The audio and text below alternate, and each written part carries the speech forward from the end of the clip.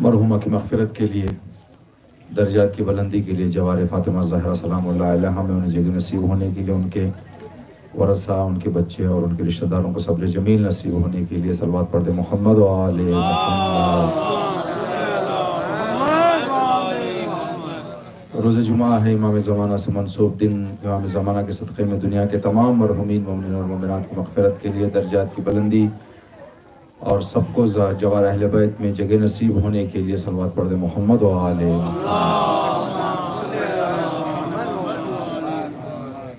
एक मोमिना की इंतकाल और इस्तक़बाल मैयत की मजलिस है। दीन मुबीन इस्लाम में ख़वातीन की जो क़द्र और जो कीमत बताई गई है, शायद ही कोई दीन, कोई मज़हब ऐसा हो जहाँ जिसमें इतनी ज़्यादा क़द्र और कीमत बताई जा गई हो। एक औरत के लिए दीन इस्लाम ने 3 मरहलों को तस्वुर किया है। एक मरहला जब वो अपने माँ बाप के घर में बहैसियत बेटी ज़िंदगी करती हैं। दूसरा मरहला जब एक के रिश्ते में आकर बहैसियत ज़ौजा और बीवी ज़िंदगी करती हैं। और तीसरा मरहला जब अल्लाह उन्हें औलाद की दौलत से नवाजता है तो बहैसियत माँ जो किरदार अदा करती हैं। वो तीनों मरहलों में दीन मुबीन इस्लाम ने ख़वातीन को ख़ास तवज्जो दी है।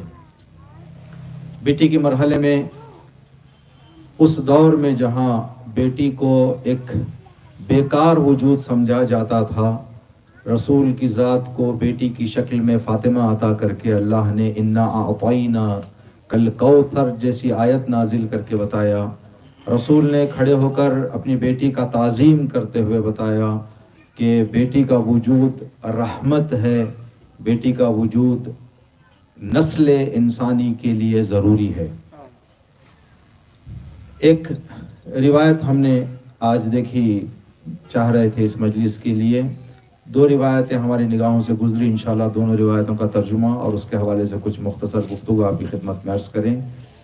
दोनों रिवायतें औरत के उस मरहले की तरफ तवज्जो की गई हैं जिन मरहलों में, जो मरहला एक ज़ौजा के हैसियत से औरत बसर करती है, गुजारती है।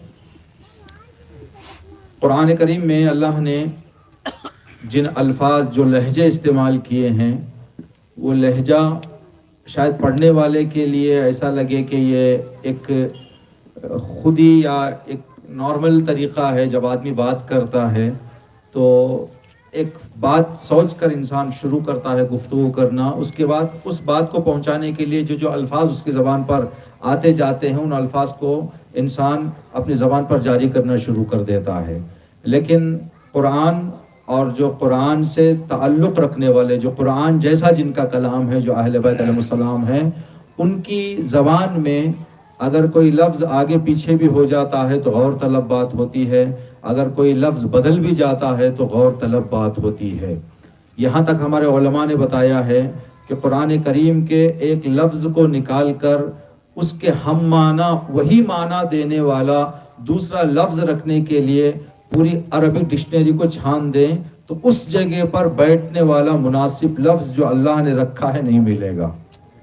जैसा कि वालिदैन के लिए एक बहुत ही प्यारी आयत में अल्लाह फरमाता है, फला तकुल्लहुमा उफ़्फ़िन, अपने माँ बाप के सामने किसी भी मोड़ पर ज़बान से उफ़ न कहो। इमाम से पूछा गया कि मौला, यहाँ उफ़ का क्या मतलब है, क्यों अल्लाह ने यहाँ लफ्ज़ उफ़ को इस्तेमाल किया है? तो हमारी ज़बान में अगर हम बताना चाहें आसान है तो उफ़ का आसान तर्जुमा ये होगा कि हम बैठे हुए हों, हमारी माँ या हमारे वालिद जो हाल हयात में हैं, इंशाअल्लाह जिनके वालिदैन हाल हयात में, खुदावंद आलम उनके साए को बच्चों के सरों पर इताअत और प्यार और मोहब्बत के साथ बाकी रखे, और जिनका साया उठ चुका है परवरदिगार आलम उनको मग़फ़िरत फरमा, उनकी मग़फ़िरत फरमाए, जवार अहले बैत में जगह इनायत फरमा। तो हमारे यहाँ कह सकते हैं हम कि بچہ بیٹھا ہوا ہے اور ماں یا باپ اس کو آواز دے رہے ہیں تو اٹھتے اٹھتے یا یہ لفظ کہہ دینے کو عربی میں کہتے ہیں اف. تو امام نے فرمایا اگر عربک ڈکشنری میں اظہار بیزاری کے لیے اف سے چھوٹا کوئی لفظ ہوتا تو اللہ اس کو رکھ دیتا. اف سے چھوٹا لفظ زبان عربی میں ایک بیزاری کا اظہار کرنے کے لیے موجود نہیں ہے. تو یہ جو مرحلہ ہے قرآن میں جو الفاظ آگے پیچھے ہوتے ہیں، یہ قرآن کی آیت ہے. کسی ایک اور مناسبت سے مجلس میں تیاری کرنے کے لیے ہم مطالعہ کر رہے تھے تو وہاں یہ بات گزری کہ اللہ نے فرمایا للہ ملک السماوات والارض، زمین اور آسمان کی مملکت حکومت اللہ کے ہاتھ میں ہے. یہب لمن یشاء اناثا ویہب لمن یشاء ذکورا، خدا جسے چاہتا ہے، مالک زمین و آسمان خدا ہے، خدا جسے چاہتا ہے بیٹی عطا کرتا ہے، خدا جسے چاہتا ہے بیٹا عطا کرتا ہے. صرف بیٹیاں، صرف بیٹے. وَيَحَبُ لِمَن يَشَاءُ ذُكْرَانًا وَإِنَاثًا، جسے چاہتا ہے انہیں بیٹا اور بیٹی دونوں دیتا ہے. پھر آگے اللہ فرماتا ہے جس کی مشیت اللہ تعلق رکھے انہیں دولت اولاد سے بھی انہیں اللہ امتحان کے لیے دور بھی رکھتا ہے. یَجْعَلُ لِمَن يَشَاءُ عَقِیمًا، جسے اللہ چاہتا ہے اولاد کی دولت انہیں نہیں نوازتا.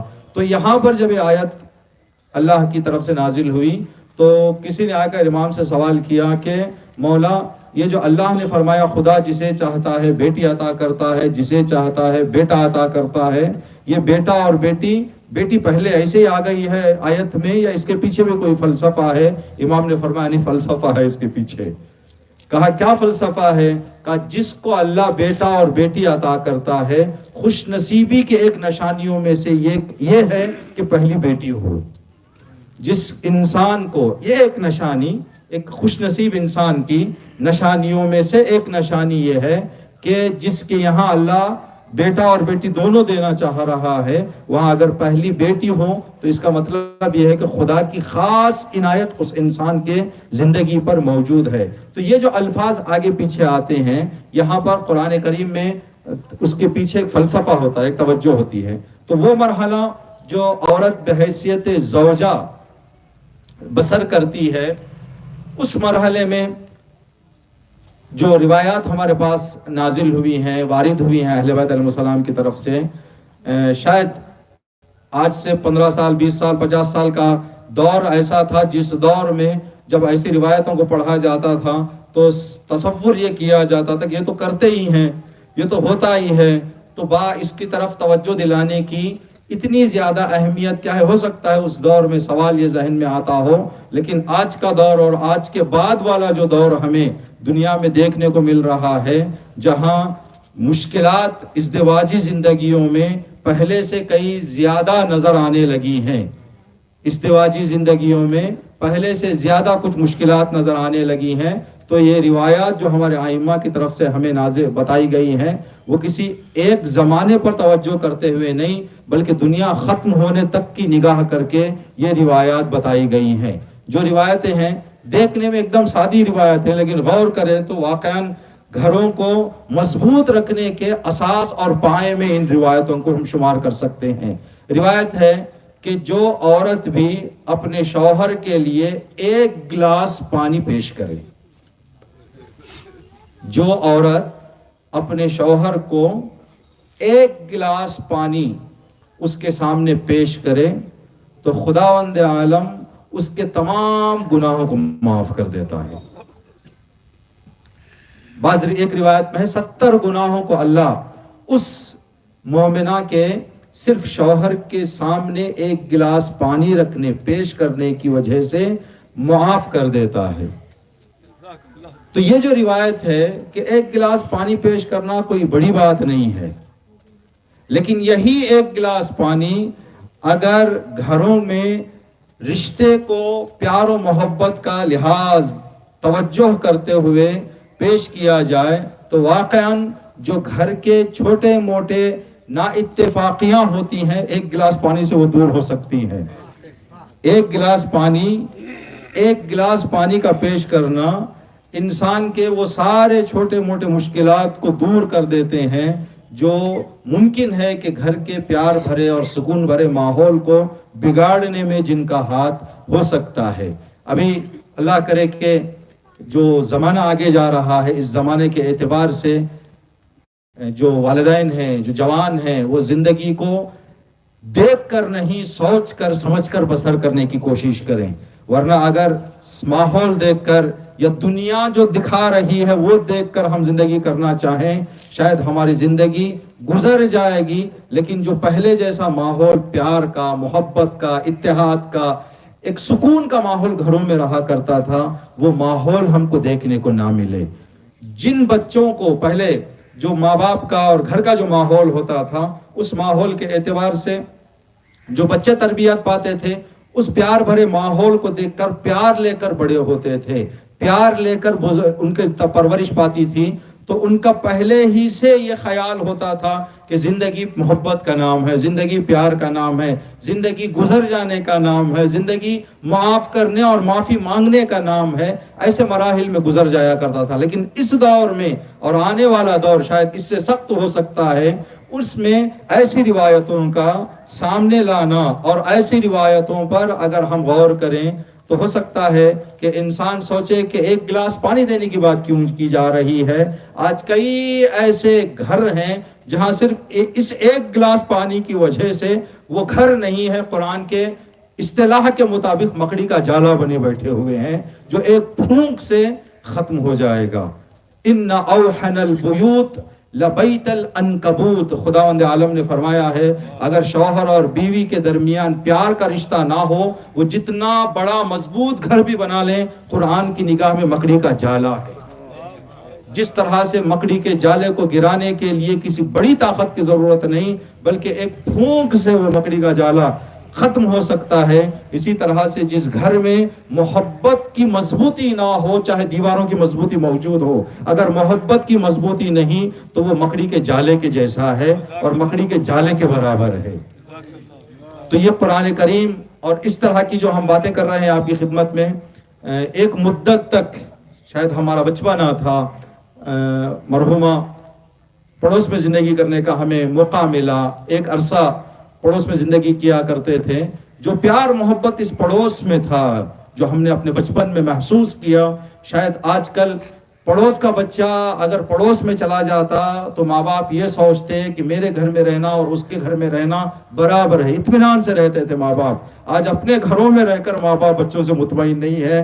یہ دور اور سخت سے سخت ہوتا جائے گا اگر اس دور میں ہم اپنے آپ کو فکر، اپنے آپ کو سمجھداری سے آگے نہ لے کے جائیں تو بہت ہی زندگی جو آسان ہے یہ زندگی مشکلات کی طرف چلی جائے گی، مشکلات کی طرف بدل جائے، اس کا جو ہے آمنا سامنا ہو جائے گا، رخ اس کا مشکلات کی طرف مڑ جائے گا۔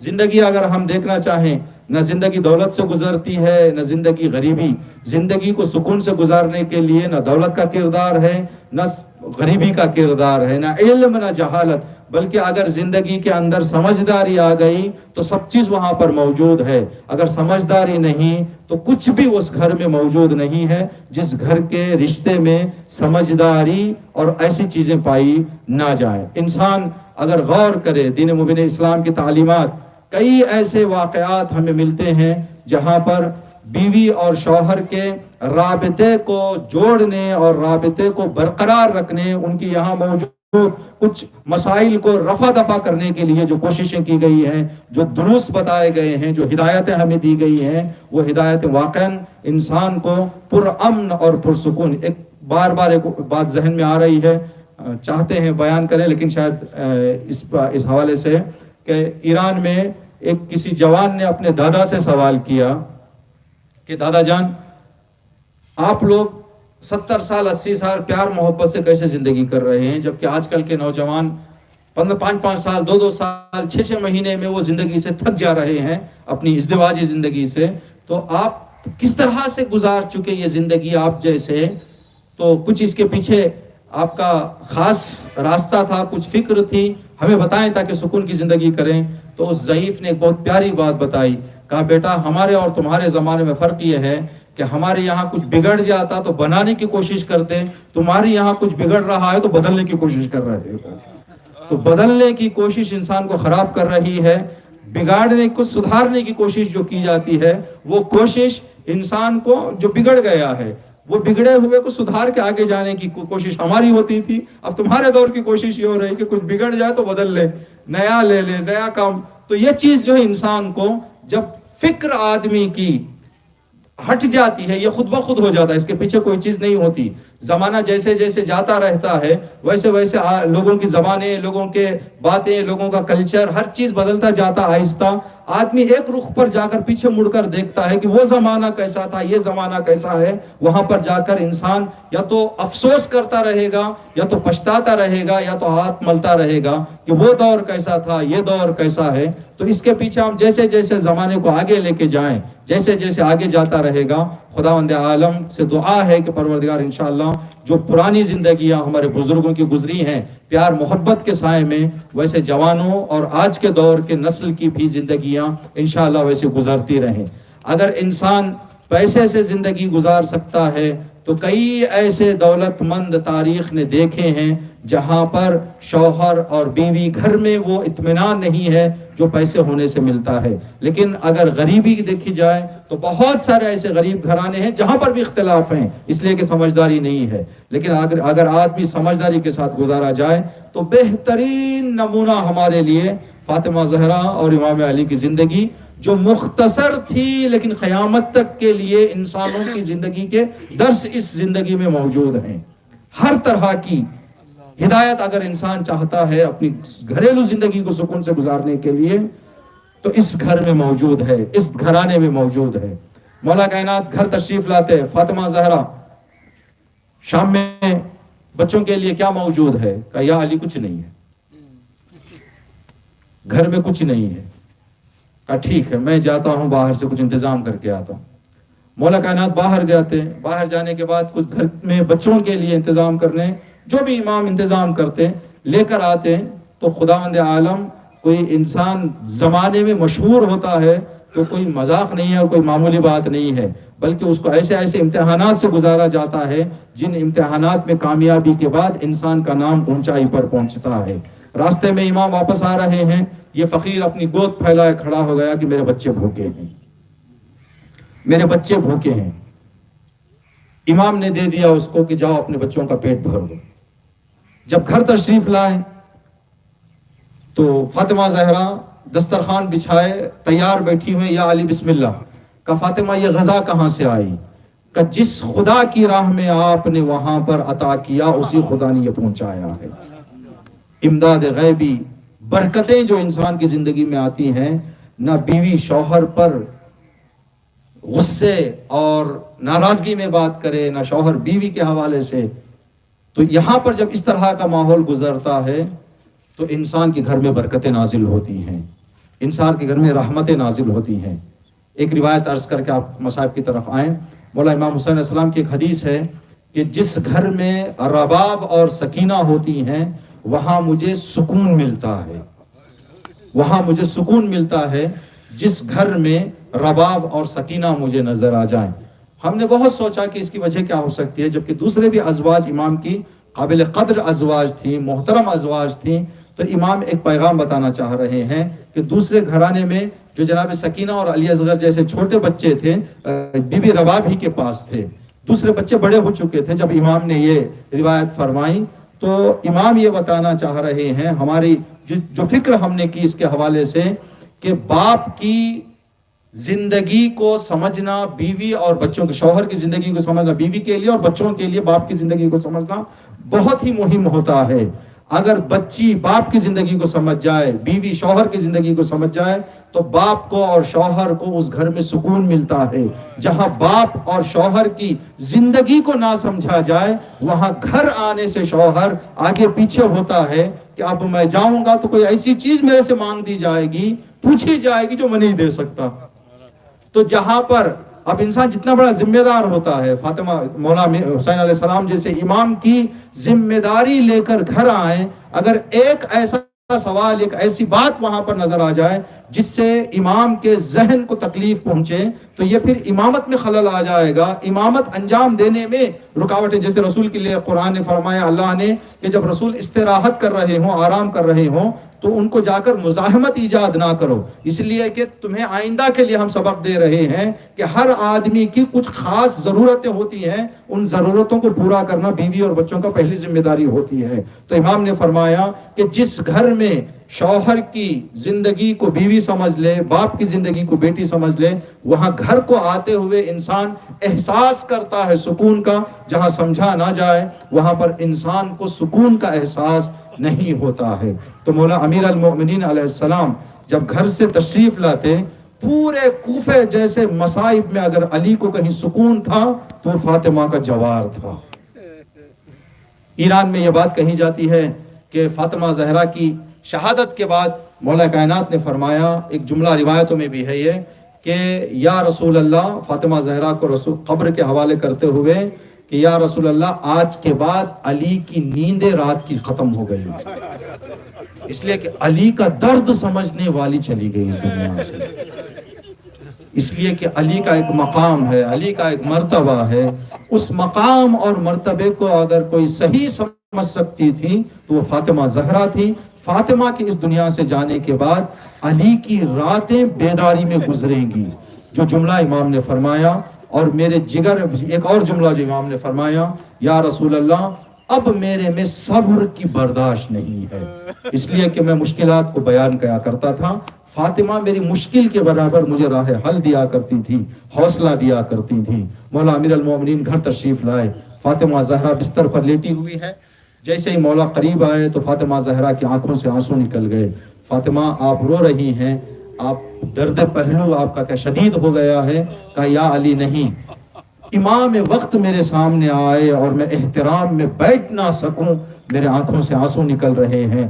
کہا فاطمہ آپ اس حالت کی وجہ سے یہ مسئلہ آپ کو پیش آ رہا ہے، ورنہ اپنی ابتدائے زندگی سے کبھی میں نے ایسا نہیں دیکھا. تو پھر فاطمہ زہرا کی آنسوؤں میں تھوڑی شدت آ گئی. کہا فاطمہ ان آنسوؤں کی جو شدت پکڑ گئی ہے اس کی وجہ کیا ہے؟ تو فاطمہ نے کہا علی تھوڑا قریب بیٹھ جاؤ، میں ایک سوال آپ سے کرنا چاہتی ہوں. مولا کائنات قریب بیٹھ گئے. یا علی میں نے سنا ہے کہ مدینے والے آپ کو سلام نہیں کرتے. لیکن درد کتنا ہے. فاطمہ زہرا گھر کے اندر رہتے ہوئے اپنے شوہر وقت کے امام کی کس حد تک فکر مند رہی ہیں. کہا یا علی میں نے سنا ہے کہ مدینے والے آپ کو سلام نہیں کرتے. علی کے آنکھوں سے آنسو نکل گئے. یا علی جواب چاہیے مجھے. کہا فاطمہ اگر سلام نہ کرنے کی حد تک ظلم ہوتا تو میں برداشت کر لیتا، اب بات یہاں تک پہنچ گئی ہے علی سلام کرتا ہے تو کوئی جواب نہیں دیتا. اب شوہر اور بیوی کے ان آنسوؤں کے درمیان فاطمہ زہرا نے فرمایا یا علی تھوڑا اپنے سر کو قریب لے کر آئیں. جب امام اپنے سر کو قریب لے کر گئے، چہرے سے مولا کائنات کے آنسوؤں کو پوچھا فاطمہ زہرا نے اور اپنی پسلیوں پر لگانا شروع کر دیا. فاطمہ یہ کیا کر رہی ہو؟ کہ مظلوم کے آنسوؤں میں شفا ہوتی ہے. علی تم کتنے مظلوم ہو گئے ہو. مظلوم کے آنسوؤں میں شفا ہوتی ہے، میں اپنے لیے شفا طلب کر رہی ہوں. یہ پیار محبت والی زندگی جس میں علی گھر کے اندر آئے، یبن رسول اللہ یا بنت رسول اللہ السلام علیکم یا امیر المؤمنین، اس پیار بھرے ماحول میں آخری وقت ہے فاطمہ زہرا سلام اللہ علیہا کا. مولا کائنات کو قریب بلایا. کہا یا علی اگر اس دور زندگی میں فاطمہ سے اگر کوئی کوتاہی ہو گئی ہو تو فاطمہ کو معاف کر دو. فاطمہ زہرا نے ادھر سے معافی طلب کی، ادھر علی کی آنکھوں سے آنسو جاری ہو گئے. کہا فاطمہ ایک مرتبہ میرے دل میں یہ حسرت رہ گئی کہ آپ کچھ مجھ سے مانگیں میں آپ کے مانگ کو پورا کروں. فاطمہ آپ نے اس پوری زندگی میں کوئی چیز مجھ سے طلب نہیں کی. کہا یا علی مجھے دیکھیں کس طرح سے سمجھا جاتا ہے شوہر کو. کہا یا علی میں جانتی تھی کہ میں طلب کروں تو آپ دے دیں گے، لیکن میں یہ آنے والے زندگی میں دنیا کے لیے فاطمہ سبق دینا چاہ رہی ہے. کہیں ایسے نہ ہو کہ میں آپ سے طلب کر دوں، اس وقت آپ دینے کے لیے وہ چیز آپ کے ہاتھ میں نہ ہو، شرمندگی کا احساس آپ کی زندگی میں نہ آئے. میں نے یہ سوچ کر کبھی آپ سے کوئی چیز طلب نہیں کی. جب ایسی زوجہ کو انسان قبر کے حوالے کرتا ہے تو اس کے جگر پر کیا گزرتی ہے. فاطمہ زہرا کو قبر کے حوالے کرتے ہوئے مولا کائنات نے اپنے سارے مصائب کا خلاصہ ایک ہی جملے میں بتا دیا، یا رسول اللہ میں نے جتنا بھی پوچھا فاطمہ نے نہیں بتایا، آپ کی بیٹی آپ کے پاس آ رہی ہے، فاطمہ سے پوچھ لیں کہ کیا کیا گزر گئی، میں نے جتنا سوال کیا، یہاں تک کہ درد پہلو فاطمہ مجھ سے چھپاتی رہی، فاطمہ نے مجھے کچھ نہیں بتایا۔ جب فاطمہ زہرا کے آخری اوقات تھے، لحظات تھے، سانسیں تھیں، کہ فاطمہ زہرا نے اپنے مولا امیر المومنین کو، اپنے شوہر کو قریب بٹھایا، یا علی آپ اپنے ہاتھوں سے مجھے غسل دیں، اپنے ہاتھوں سے مجھے کفن پہنائیں، رات کی تاریکی میں میرا جنازہ اٹھائیں، علی میری قبر پر آ کر قرآن پڑھا کریں، اس لیے کہ وہاں مونس اور وہاں کا ہمدم اللہ کی کتاب اور نور ہوتا ہے۔ اللہ نہ کرے کسی شوہر پر وہ وقت آئے کہ اپنے ہاتھوں سے اپنی زوجہ کو غسل دینے کے لیے جائے، کفن، یہ غربت کی انتہا ہوتی ہے۔ جبکہ مدینے میں کیا کوئی نہیں تھا؟ مدینے میں کوئی اس لائق نہیں تھا کہ فاطمہ کو غسل دے سکے، فاطمہ کو کفن کر سکے۔ اللہ اکبر، فاطمہ کو مولا کائنات نے قبر کے حوالے کر دیا، اور جب مولا فاطمہ زہرا کی وصیت کے مطابق قبر پہ بیٹھ کر مولا قرآن پڑھ رہے تھے، دوران قرآن پڑھتے پڑھتے مولا کائنات کی آنکھ لگ گئی۔ جیسے ہی آنکھ لگ گئی، ایک والدہ کا انتقال ہوا ہے، ایک والدہ اس دنیا سے گئی ہیں۔ ہم سوچتے ہیں کہ والدہ اس دنیا سے چلی جائے شاید ہماری فکروں سے دور ہو جاتی ہے، نہیں، پہلے سے زیادہ ہماری فکر مند ہو جاتی ہے۔ بچے یہاں پریشان ہوتی ہیں، قبر میں وہاں وہ تڑپ جاتی ہے۔ بچے یہاں خوش ہوتے ہیں تو ان کی خوشی دیکھ کر خوش ہو جاتی ہیں۔ اس کی دلیل یہی فاطمہ زہرا سلام اللہ علیہ کا واقعہ ہے۔ جیسے ہی مولا کائنات کی آنکھیں لگ گئی، خواب میں کیا دیکھا؟ فاطمہ زہرا شانہ ہلا رہی ہیں، علی اور قبر پہ بیٹھ کر آرام کر رہے ہیں، حسن و حسین گھر میں رو رہے ہیں، کوئی نہیں ہے جو میرے حسن و حسین کو سنبھالے، جلد گھر جائیں۔ مولا کائنات اپنے فاطمہ کی قبر سے اٹھے، جلدی سے گھر پہنچے، کیا دیکھا؟